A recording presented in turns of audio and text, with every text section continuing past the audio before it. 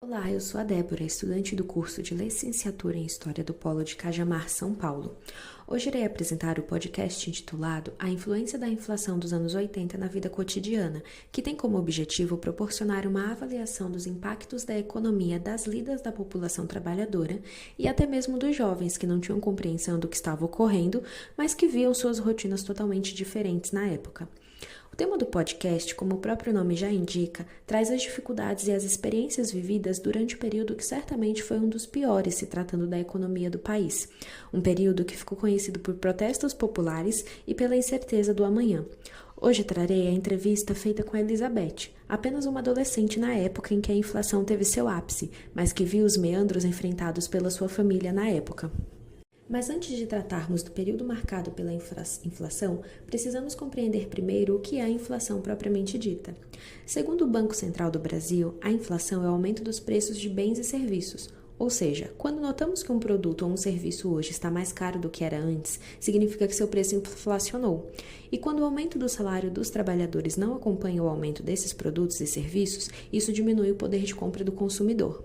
Existem dois principais motivos que podem estar associados ao crescimento da inflação. Quando há uma desproporção entre oferta e procura de determinado produto ou serviço, ou quando há aumento rápido dos custos de produção, o que ocasiona no aumento do preço final. Quando o país tem a sua taxa inflacionária mensal acima de 50% por vários meses seguidos, ou quando se tem um aumento de preço em todos os setores e não apenas em um, se diz que o país está passando por uma hiperinflação. Num quadro de hiperinflação, os empresários e grandes produtores ajustam seus preços acima da inflação a fim de não perderem capital, o que gera o que os economistas nomeiam de espiral inflacionária, pois o mercado fica preso a esse aumento e reajuste. Para que se solucione quadros de inflação e hiperinflação, é comum que seja necessário a interferência do Estado com planos econômicos, a fim de abaixar os preços e os juros, para aos poucos voltar a economia a um quadro dentro da normalidade. O Brasil chegou a ter aumento anual de preços de quase 2.500%. Porém, para entendermos como chegou a esse estágio, precisamos voltar alguns anos, mais especificamente para o período da ditadura militar conhecida como o Milagre Econômico. Esse período foi marcado pelo plano de metas de Juscelino Kubitschek, que visava o desenvolvimento do país através do crescimento do PIB, a industrialização e modernização do Brasil e a baixa inflação. Contudo, esse milagre teve um fim que resultou em endividamentos externos, persistente desigualdade social e vários impactos ambientais. Os empréstimos internacionais cresceram cada vez mais, chegando a um valor 30 vezes mais alto. Os salários dos trabalhadores sofreram achatamento com os reajustes abaixo da inflação por 2 décadas. E em 1970, influenciado principalmente pela crise do petróleo e as dificuldades de refinanciamento devido à alta dívida externa, o milagre econômico chegou ao fim. Os militares saíram do poder deixando para a democracia uma dívida exorbitante e muitas consequências. Afinal, o plano de contenção da ditadura para o enfrentamento do desajuste foi desvalorizar a moeda, tirando o poder de compra dos brasileiros para incentivar a exportação no lugar do abastecimento interno. Com a redemocratização, vários planos foram postos em prática na tentativa de reajustar a economia nacional. Durante o governo de Sarney, foram criados 4 planos. Nenhum deles surtiu efeito e a taxa de desemprego seguiu alta, com salários desvalorizados e congelados e a taxa da inflação cada vez mais alta. Após a saída de Sarney, deu-se início ao Plano Collor, um plano criado pelo então presidente Fernando Collor, que foi marcado principalmente por uma nova troca de moeda, pelo novo congelamento de preços e salários e pelo confisco da poupança dos brasileiros. O plano, além de se mostrar ineficiente, foi extremamente impopular, o que causou o impeachment do presidente em 1992. Itamar Franco, até então vice-presidente, assume a presidência e lança o Plano Real, desenvolvido pelo ministro de Estado da Fazenda Fernando Henrique Cardoso, que se tornaria então o próximo presidente.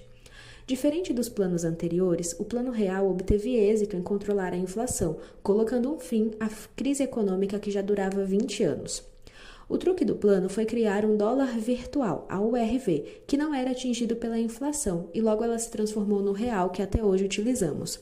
Aos poucos, sem o congelamento dos preços ou confisco, a taxa de inflação foi sendo controlada devido ao controle fiscal exercido para estimular as contas externas e internas, e os economistas indicam que a equiparação do dólar Com o real, foi fundamental para estabilizar a perda de valor que o cruzeiro sofria e que fazia girar a espiral inflacionária. Mais do que termos apenas o contexto histórico, é esclarecedor quando podemos ver os acontecimentos pelos olhos de quem o viveu.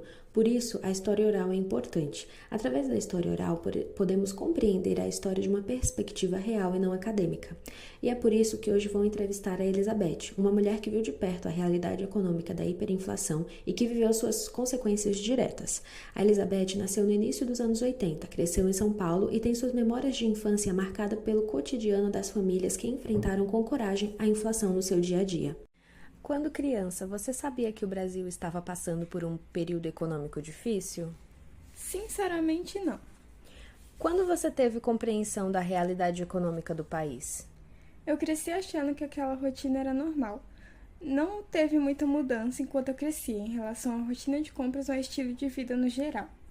Lembro de ver notícias sobre os protestos, mas na época, além de não entender, não tinha interesse em saber como era.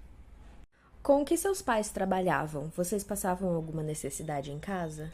Hoje em dia eu penso que minha família era bem estruturada, afinal, mesmo com a crise, meu pai ganhava o suficiente para sustentar toda a família sem que minha mãe precisasse trabalhar.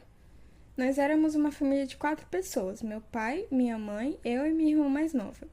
Meu pai era metalúrgico, não tinha seu próprio negócio, ele era contratado, mas ele era um dos poucos na época que tinha conhecimento com grandes máquinas como um trator.